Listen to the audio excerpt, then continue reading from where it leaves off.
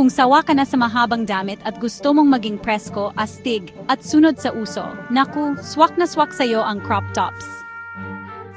Alam mo ba, hindi lang ito uso sa ibang bansa, pati dito sa Pinas, patok na rin ang crop tops, lalo na kapag tag-init o may lakad sa mall.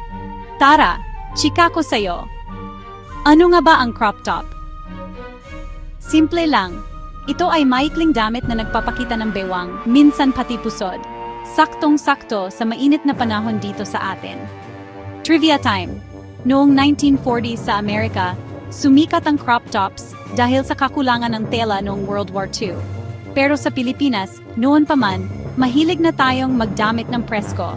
Isipin mo ang mga barot saya na may midriff. Fast forward sa 60s at 70s, nag-level up ang crop tops.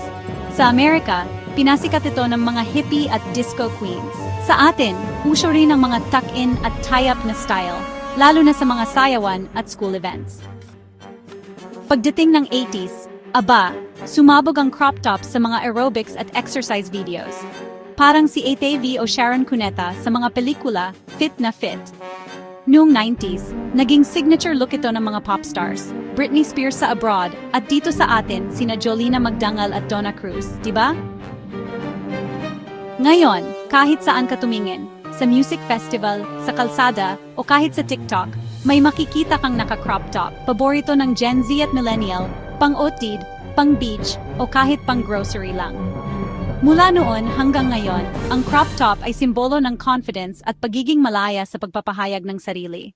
Kaya kung gusto mong mag-stand out, suotin mo na yan, dahil sa crop top, ikaw ang bida.